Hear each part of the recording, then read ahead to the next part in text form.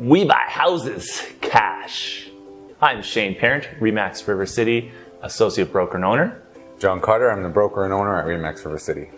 So we see these billboards and magazine ads and signs all over town. Online ads all over town. We buy houses. Cash, quick, distressed. What's that all about? So it's a really common one, and it's something to have, educate both property owners and home buyers as well as realtors about. So typically these are real estate investors. So there's quite a few, and I've been a real estate investor myself since early 2001, taken several real estate investment courses, and there's several of these courses that actually teach people how to direct market to homeowners. And so that's one of the strategies. We buy houses, we close quick, we pay cash. The reality of them is there's pros and cons, so they need to be educated and be aware of. So the majority of the time when they say we buy houses cash, that's not the case. That's an advertising line that gets calls and gets. What? It's not. I don't get a bag of cash. No, not for your house especially. It has to go through the lawyer, etc. And so oftentimes they'll make you an offer that'll look like cash, but behind the scenes they're getting a mortgage on it. They're getting financing. You still have risks as a seller that they don't get approved for their financing. A lot of times they make an offer because they're dealing directly with an owner that is one-sided. So it'll have $1,000 deposit. Or I've seen a couple times where they do $100 deposit. Right. So they could basically walk away from that deal at any time and leave the seller in a tough spot, especially if they've gone on and bought another property or they're now planning to move, etc. So it's just making sure you're aware of when you're negotiating. You still have to ideally have a realtor assisting you, and they'll make sure you're not underselling the property too, because a lot of times, frankly, they'll target owners that might not know the value of their property. So they might say, oh, we're paying the tax assessed value. That seems fair because that's what the city assessed our home at. On average, that's 10 to 15% lower than market value as a general rule.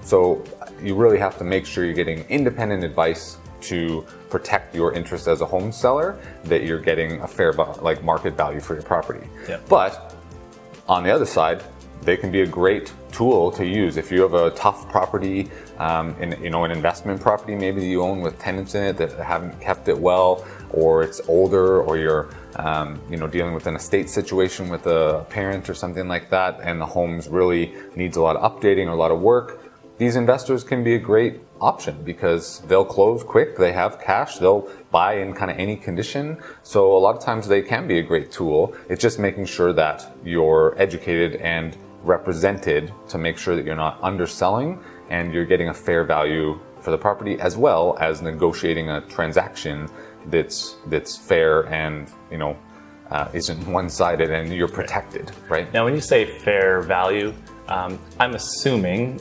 that anybody who's advertising in this realm, they're looking for a deal, yes? Yeah, 100%. And so typically they're looking at paying market value for the property, 5%, 10%, 20%. Oh, as low as they can get it, right? Yeah. I mean, I've seen lots of situations where they'll buy the property, sometimes just turn it around and list it with the realtor that they work with and resell it. They just found it a good deal and negotiated direct with an uneducated homeowner and bought it below market value. So they turn around and make a profit. In other cases, they'll do some renovations or cosmetic work to it to turn it around, kind of flip the house, right? And then they'll put it on the market. And same thing, in a lot of cases, in some cases, they'll direct market their own homes. And that's a challenge too, is they're trying to sell it on their own, sometimes for more than market value on the back end of the deal. And trying to do creative financing strategies to convince a buyer to buy a property that they normally couldn't. But then they'll because they're helping them into that deal, they'll actually overpay because they're carrying a second financing or something like that, kind of assisting them into the property that they otherwise couldn't get. Okay, so if I'm a seller, when would be a good time for me to call one of these advertisements? I'd say, well, one is I'd say first and foremost, talk to your realtor and get an independent assessment of the value of your property and the marketability of your property. Okay. And then if you want to pursue at that time, inquiring what, one of these We Buy houses might pay for your property, then contact them or have your realtor contact them and say, we have this property. The funniest part is 9 times out of 10, if the realtor contacts them, they're going to probably go away or not be interested because of the fact that they know that you're getting educated opinion on market value. So they're not going to be able to kind of scoop you.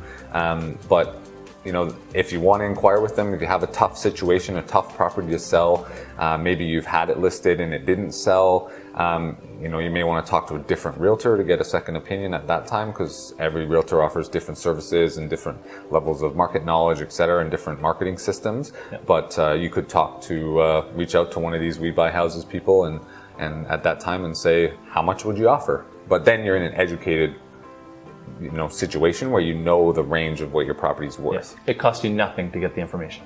Exactly. So do that. Yeah. Great advice.